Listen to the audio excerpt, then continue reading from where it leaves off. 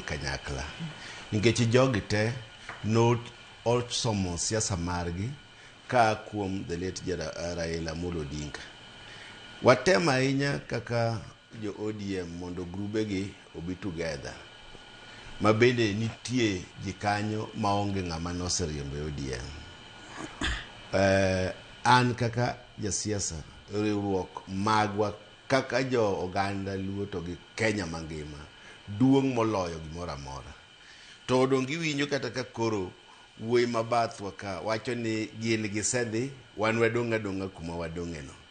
Koro tiene ni gin jane koringo maonge ng'ama lawe. Wan warwako ng'ata kendo wagomba ahinya ni ka ginyalo to pod giduoga time pok okadho. Ji oriwre ariwa kanyakla mondo wago siasa maber. To nikech ok ng'ato nyalo wacho ni en modhi gi spirit mar jakom. Jakom no wewa ka wan e broad base ka. An na wuoyo gi jakom mang'eny nikech an ema rito dalane kacha. To wach manowacho onge ng'ama nong'e ni jakom dhi tho. Made en tie de pod wan e broad based nikech nokoni wadwa bedo kanyo nyaka 2027. Onge chieng' manowacho ni mondo ka 2027 poko gi kunuri nguru dhi koni unuri nguru dhi koni. Ne kuon mwadhiego gima lawo onge. Omiyo wan kaka oganda Luo ka nyalore to wabed gimoro achiel. Wane ni to wan ang'o ma wayudo kama wantie. Ang'o ma sirkal bende nyalo miyowa. Ing'e ni jowa mang'eny ok ong'iyo bede e sirkal. Jomoko be sani gik mitimo wanwa gi sirkal buogogi nikech nyaka ne siasa chakre onge kata budget maniketo ne oganda Luo magik bilion 3. Kata mane sirkand Uhuru mane wamosreni kineno tiketo na 600 million mano miyi gima duong' mowuoro. To sani oseket ne ji bilionde mang'eny. Made wabedo jo maber to wabedo kaka kanyakla to wang'iyo kaka oganda Luo nyalo konyore. Ok wanyal bedo jo siasa mwasiko wagaga siasa to kwa konyo oganda Luo. Wan kaka leaders kaka an mbunge sani owinjo ng'ini to nyaka jopiny yiera ang'o masekonyogo oganda Luo to gi jopiny manoyiera. Nyaka ketwa ratil. To jogo musiko wuoya gi dhogi to gima gikonyogo ogandawa to gi jo Kenya onge. Mano koro bad leadership. To leadership maber biro ka ji oriwore kanyakla. Leadership maber biro ka onge wacho weche ma ok odhi kare kuom jowetewa. Onge tiende wuok tiwacho wach ma ok odhi kare kuom leader wadu. Samose yieru kaka leaders owinjo wer gi dhok achiel gima duong' mogik nowinjo wang'i kaka wakonyo oganda mano yierowa. Omiyo an kaka jaod bura ma Kibra gima gombo ni mondo ji oriwre kanyakla. Wariwre kaka oganda Luo. Wang'i ni to kanye mwanyalo dhiye. Anyalo nyisi kawuono ni 2027 onge jaluo masani nyalo dhi chung presidency. Mano anyalo nyisi. Kata kochung nikech en democratic right to dhi yudo kura mathis ma ok nyal konyowa. Owinjo wariwre go oganda moko me Kenya ka manyalo konyowa ng'iyo ni to be nyalo miwa kata namba 2 moro. To ka ok namba 2 no tang'o ma wanyalo yudo manyalo konyowa. Ni already wan gi lemo moko matin ma bende kaka oganda osekonyo jowa. Kata ok okonyo to osekonyo molo sirkende moko go tem wasebedi. Onge sirkal moro amora mosekonyo jowa molo sirkandni. Iwacho ni cha ogwang' to bende chang'o icha gweno.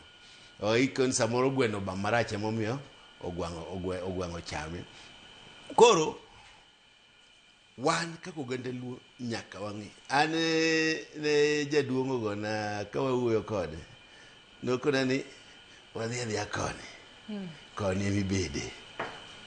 Mano gima nyalo wacho sa saya ma intie. To be ane amang'e MPs mang'eny mane budho kode. Onge chieng' mane okwera ni kiko ni owuog kono. Omiyo awacho ni wan wang'iuru gini maber ahinya nikech sani kapok wabedo gi chama moro osiepna ni kapenye ni to chama maru mane modwa chungo kaka president adwa no nyisa kapok owuok ka mondo jowa bende ong'e ni ng'ani an korengo no lando no chung president ta chako paro ni to be wanyalo miye kura to kapok olando no chung to kare ng'ama gidwa chungonwa mondo kapok owuok ka to wacho ni wan kaka jolinda mwananchi moro cha to wacho ni moro no kawe wach kaka wacho owacho ni wan to chama mane ma gidwa chungo mondo jothurwa bende gi jowa maluwo ODM as a political party ong'e ni kwaka chama ni ema gichungo mondo wang'e wan ODM mar Oginga Oburu ema ntiere sani wan waburu nyisi kwa wuok ka ari Orange House ang'e kuma dhiye mane chama ka kari Orange House tadhi e powerhouse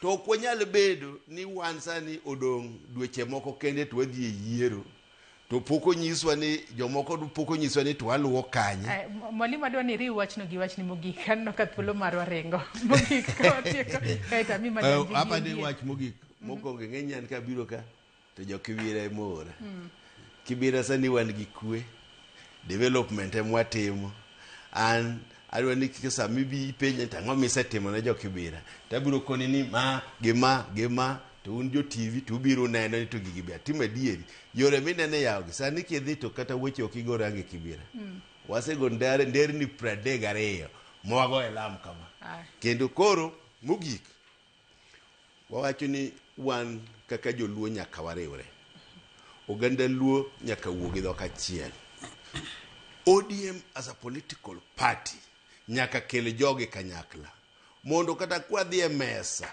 gi ng'at mwadhi riwore go to wakoni wan wasekelo wabunge 100 gi wiye wan koro wadwa ni wakaw ma kanyocha wan Naivasha wawacho ni wadwaro ni koro kopo ni presidency wachiwo to wadwaro vice presidency kaka wadhi negotiate koro ganda luo nyaka bed kanyakla mwaneni to ang'oma wadwaro e sirkal mambele ka erokamano inya mwalimu to Dhawoni be nyaka waduok chien madanji ka watieko erokamano inya mokwongo